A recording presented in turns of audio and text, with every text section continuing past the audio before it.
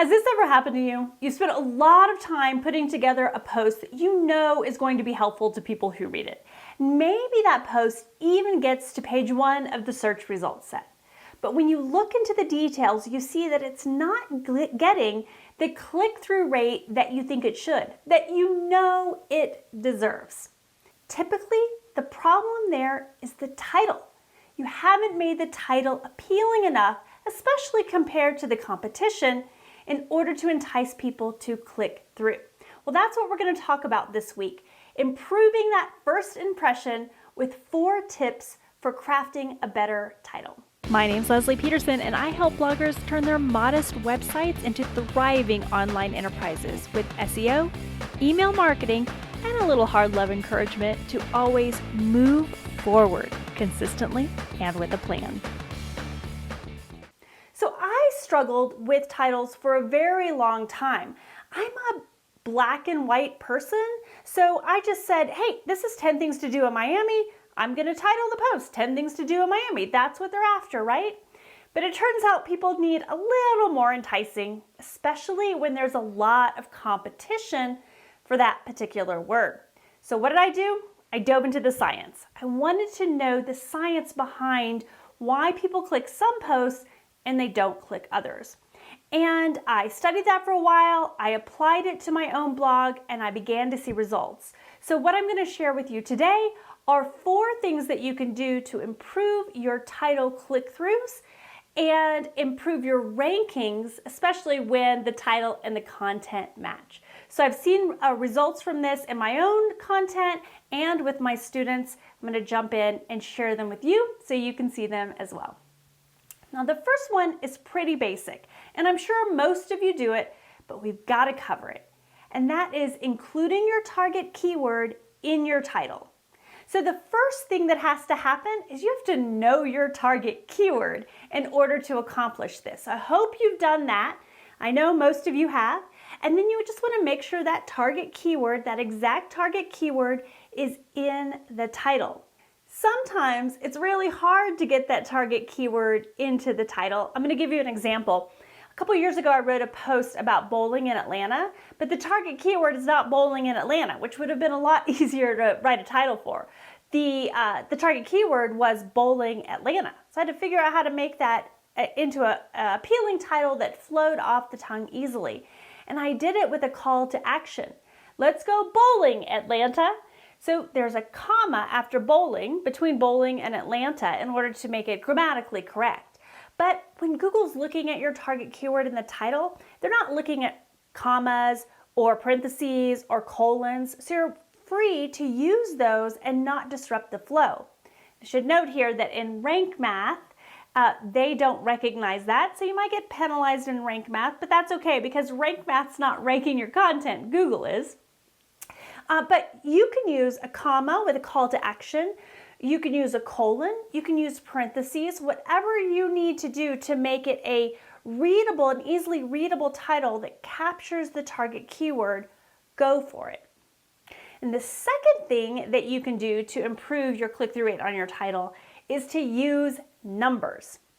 So you can use odd numbers. You can use prime numbers. That's my favorite. Whenever it works, I want you to use a prime number. It doesn't always work. So go for an odd number or go for what I call a magic number. 10, 25, 50, those easy numbers that kind of roll off the tongue anyway, so you can use those. So prime, odd, or magic numbers are what you're targeting. And I always look at what numbers the people around me in the search results set are using. So especially if I'm on page 1. So if somebody has a list of 10 things and a list of 8 things, then I probably want to go for a list of, let's say, 13 things, because that's a prime number and it's a few more than what they're offering. I'll tell you a story about that though. I have, it's a fail story. I have a post of hiking, easy hikes in Atlanta on my hyperlocal blog. And I kept trying to match the person who was ranking around me. And I eventually carried that post all the way up to over 125 hikes. And it fell. Nobody wants 125 hikes. So look at your competition. But if they're all delivering really high numbers, then then opt for simplicity. Go back and just deliver 10. 10 must-do hikes. 10 hikes that can't be missed. 10 hikes that a local's offering, or whatever niche you're in. So play the numbers game, but don't go out of control like I did, because it doesn't work and you might fall. But even if you readjust, you still want to look for prime numbers, odd numbers, or magic numbers.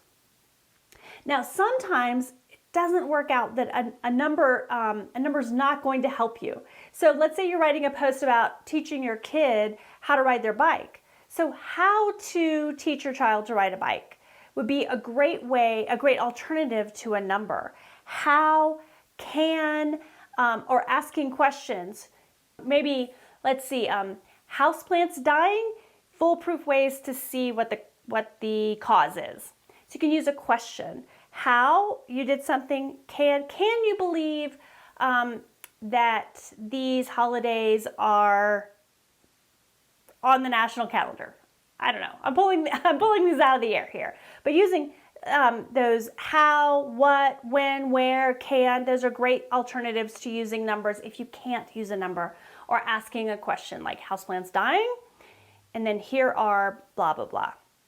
But as much as you can, use a number, because I think about those examples and I think, well, I can show 10 ways to check for why your houseplants are dying, or 5 steps to teaching your kid to ride a bike. So if you can use a number, then use a number.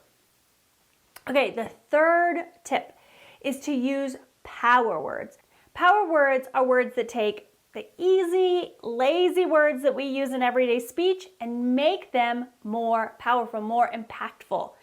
Instead of awesome, we see, oh, this is awesome, this is good, this is great. What are other words that you can use in place of that? Legendary, epic, hypnotic, unlikely. These are words that are a little bit more powerful than the typical go-to boring, bland, lazy adjectives and verbs that we use on a regular basis when we're just talking to our friends. You want to use words that really pull people in. Now, I'll tell you, one of my favorite power words is this: shh. I have an article where I list some small towns in Florida, and the title is shh. And information about the small titles after that, or the small towns after that. And that article oscillates between number 1 and number 2. There's kind of a fight going on between me and Travel and Leisure about who should be at the top of the list. But in that article, I've got 4 times more backlinks, naturally occurring backlinks, than the next person on the list. And there's probably a number of reasons why that's the case, but I think the click-through rate and the power word made a big difference in making that happen. Okay, my 4th tip for increasing the click-through rate with your title is to use sentiment. Now, sentiment is a word or a set of words that really draw emotion out from us. And it can be positive emotion or negative emotion. Now, I do not recommend being a Debbie Downer all the time, but negative emotion does draw more sentiment from people. But if you want to be positive, Polly, positive draws attention from people as well. It doesn't matter which kind of sentiment that you want to use, you just want to use sentiment. So let me give you some examples of sentiment words. Unfazed, adore, egregious. What about screw up? So if I tell you that someone is a screw up, it doesn't sound very nice, but it certainly gives you a better feeling about how I feel about them, about maybe what type of person they are. It might make you like me more or like me less, but it does bring up emotion. It does draw something. Notice I keep doing this. It draws something from your gut. And that's what you're looking for with those words of sentiment. So here's my bonus tip for you. 3 ways that you can use both power words and sentiment words together in the same title. And my first tip is, or the first way to do that is to use the phrase even if. So here's my example. Here are 7 sensational things to do in Denver, even if you abhor hiking. So we've got sensational, that's my power word, Abhor is my sentiment word, and I'm telling you, here's a list of things to do in Denver that are amazing, and most people like to go hiking. Most lists include hiking. If you're not into hiking, even if you don't abhor it, this list is going to give you some alternatives. So it's a great way to use power words and sentiment words together, even if. Here's a second way to do that. How to. So let's say how to easily clean your stovetop and outwit your mother-in-law. Now, for the record, my mother-in-law is amazing, but notice here that easily cleaning, that's your power word. Easily doesn't always work. When it comes to cleaning, when it's joined with cleaning, then it does work. And then outwit is that sentiment term. Outwit draws a feeling, an emotion, a reaction out of you. Oh, I want to outwit my mother-in-law, or even if you love your mother-in-law like I do, it says this is a clever way to easily clean your stovetop or your oven, whatever I said. Okay, the third way to combine these together is using to or for. So here's my example. Not the numbers 2 or 4, like going to something or this being for something, TOFOR. So 12, let's say, uniquely shaped cacti for more dynamic energy in your home. I have this thing going on with cactus right now. I'm collecting them, so that came to mind. But if I see curiously shaped cactus, curious is a very powerful word. It brings that thought of not just differently shaped or oddly shaped, but curiously shaped is the power word. And then dynamic energy. Dynamic is that sentiment word that draws emotion out of us. So not just regular energy, not just positive energy or interesting energy, but dynamic energy into the living room. So that's a way, and notice I use for there. So 12 curiously shaped cacti for more dynamic energy.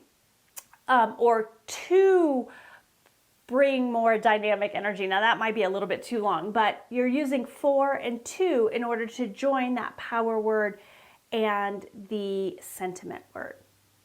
So those are your 4 ways. Let's go over them again. Add your keyword into your title. Use numbers as much as you can, ideally your prime numbers. And if you can't use numbers, then you want to use the how and can and why in your title. Third, you want to add a power word. So not just a very boring verb, but a powerful word at the beginning or the subject part of your title.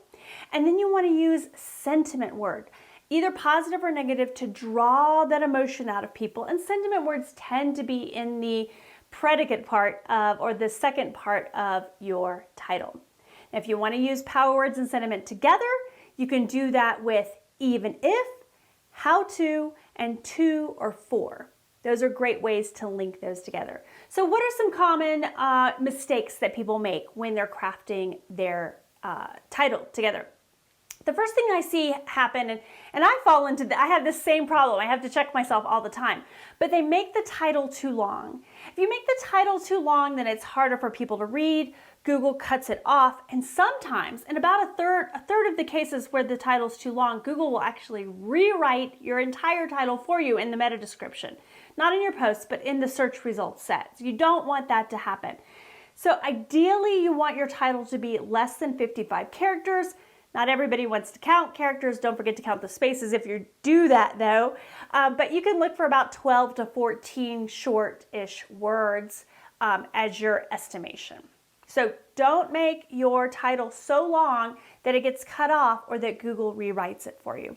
The second mistake I see people doing is not matching the title with the content. Now, this is Blogging 101. I know it's probably not an issue for most of you, but when you capture somebody's attention with an amazing title and they open it up and it's not really giving them what they were promised, then they're going to be very upset. So you want to match your title to your content. The third mistake I see is when you don't leverage colons and parentheses. Colons and parentheses often get posts opened more than other titles, so leverage them when you can. If it makes sense, one of the best ways that I like to use a parenthesis is by putting the year in the parentheses. Now that means that you'll have to update your content regularly so that the year can be updated and that anything that changes for that year is also updated in the content of the article. But adding the year can be a great way, in parentheses, can be a great way to encourage people to open the post. It lets them know that it's really new and relevant. Colons are another great thing to use. I have a lot of posts where, again, the same problem with the keyword, it doesn't make sense necessarily in a sentence to use those two words together, but with a colon between them, using that second word as a full sentence really helps. I'm trying to think of an example. Outdoor playgrounds, Atlanta. So you might say outdoor playgrounds, Atlanta, or outdoor playgrounds, Atlanta's answer to getting outside. So outdoor playgrounds Atlanta doesn't necessarily make sense in a sentence, but outdoor playgrounds, Atlanta, using that Atlanta as the beginning of a sentence, Atlanta's solution to going outside is a really great way to encourage people to open because you're using the keyword and because you're using that colon. And then the last thing I'll say is a mistake people do or mistake people use is only using these in their blog posts. This is a great tips for adding titles to your emails, to your podcasts, to your social media, anywhere that you need a highlighted subject line or a title for a given piece of content, you can use all of these same rules. So here's what I want you to do this week. Pick 10 boring titles in your content and use these tips to rewrite those posts, republish them up to Google, and see if they make a difference in your own search rankings.